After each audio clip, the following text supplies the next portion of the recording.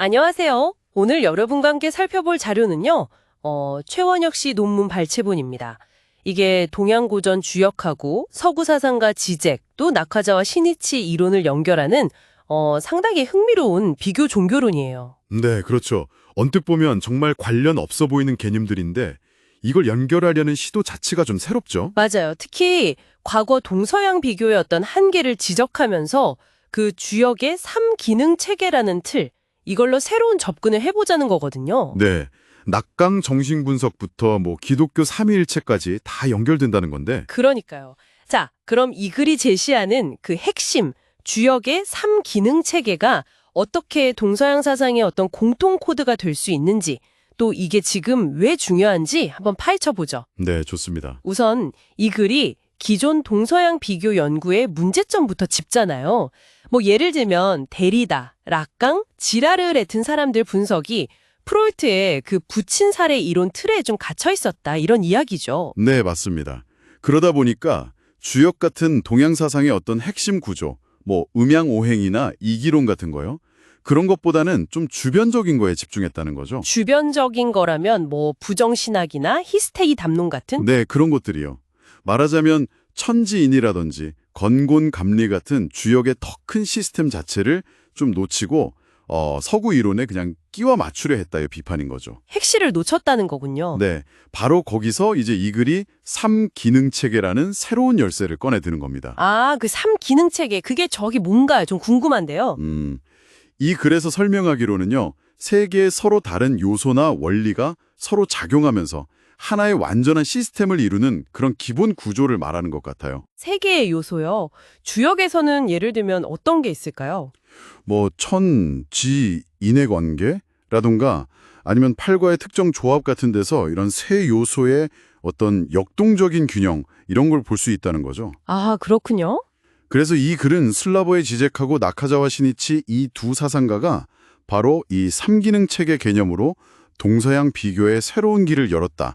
이렇게 평가를 하는 거고요. 지젝하고 나카자와요? 그럼 이 사람들이 구체적으로 3기능 체계를 어떻게 썼다는 거죠? 네, 지젝 같은 경우는 이제 스승인 락강의 정신분석 개념이 있잖아요. 실제계, 상징계, 상상계. 네, 그 유명한 세 가지요. 네, 그걸 영어 분석이나 여러 문화현상 분석에 적용해 왔는데 이 글은 바로 이 틀 자체가 세계 종교나 사상에서 공통적으로 보이는 어떤 세 가지 요소로 된 구조, 즉 3기능 체계를 분석하는 데 아주 유용하다고 보는 거예요. 아, 락강의 틀이 종교 분석에도 쓸 수 있다. 그렇죠.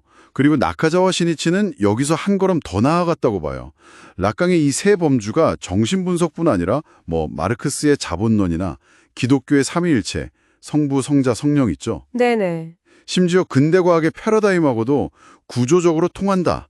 이걸 보여주면서 비교의 범위를 확 넓혔다는 거죠. 와, 그건 정말 넓은데요. 예를 들어 삼위일체랑 락강을 어떻게 연결한다는 거죠? 네, 나카자와는 성부, 성자, 성령 구도를 락강의 상징계, 상상계, 실제계랑 이렇게 연결지어 보면서 인간이 세계나 어떤 궁극적인 실제를 이해하는 방식에 아주 깊은 공통 구조가 있다. 이런 걸 드러내려 했다는 설명입니다. 와, 진짜 흥미롭네요. 근데 혹시 그게 너무 다른 것들을 그냥 셋이라는 숫자에 맞춰서 단순화하는 거 아니냐, 이런 생각도 들 수 있을 것 같은데요? 아, 네. 좋은 지적이세요. 물론 표면적인 유사성만 보고 다 똑같다고 하는 건 경계해야겠죠. 그렇죠. 이 글의 핵심은 제 생각엔 내용이 똑같다는 게 아니라 여러 문화권의 그 사유체계의 깊은 곳에서 발견되는 구조적 유사성. 그러니까 세 요소가 관계 맺는 그 방식 자체에 주목하자는 것 같아요. 아, 내용이 아니라 구조군요. 네, 이 구조적인 틀을 통해서 서로 다른 사상들을 비교하고 또 이해하는 어떤 새로운 통로를 열 수 있다. 이런 가능성을 제시하는 거죠. 그렇군요. 구조에 주목한다. 그럼 이 글은 이런 비교 연구가 지금 오늘날 왜 다시 중요해졌다고 보는 건가요? 몇 가지 이유를 드는데요. 하나는 이제 인터넷 같은 기술 발달로 정보 접근성이 엄청 좋아졌잖아요. 네, 그렇죠. 그러면서 과거에는 좀 서구 중심 시각에서 잘 안 보였던 사실들, 예를 들면 서양 근대 과학이나 철학 발전에도 사실은 동양 사상이 알게 모르게 영향을 줬다. 이런 증거들이 점점 드러나고 있다는 거예요. 아, 그런 교류가 생각보다 많았다. 네. 그리고 또 하나는 현대 문명이 여러 위기에 부딪혔는데 서구 사상만으로는 좀 뚜렷한 해법이 안 나오는 것 같다. 이런 상황에서요.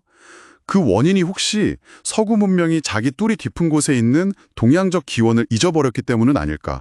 뭐 이런 성찰을 좀 촉구하는 거죠. 동양적 기원을 망각했다. 좀 도발적인데요. 네, 심지어 그래서는 오늘날 실제 서양을 능가하는 문명을 가진 나라는 한중일 3국뿐이다. 이런 인용까지 나오거든요. 와, 상당히 강한 주장이네요. 그렇죠. 그래서 종교나 사상이 원래 가졌던 기능, 그러니까 문명의 어떤 근본을 만들고 방향을 제시하는 역할이 다시 중요해진다면 이런 동서양의 근본 구조에 대한 비교 연구가 지금의 위기를 헤쳐나갈 어떤 실마리를 줄 수도 있지 않겠냐, 이런 기대를 담고 있는 것 같습니다. 네, 정리를 좀 해보면 오늘 살펴본 글은 주역의 3기능 체계라는 하나의 렌즈를 통해서 지젝이나 나카자와 같은 현대 사상가들 이론을 다시 보고 이걸 바탕으로 동서양 사상과 종교 깊은 곳에 있는 어떤 공통의 구조적 원리를 찾아보려는 시도였다. 이렇게 볼 수 있겠네요. 맞습니다. 뭐 락강의 정신분석, 주역의 원리, 기독교 신학 같은 게 세지라는 구조 안에서 연결될 수 있다. 이 발상 자체가 참 여러 가지 생각을 하게 만드는 것 같아요. 네.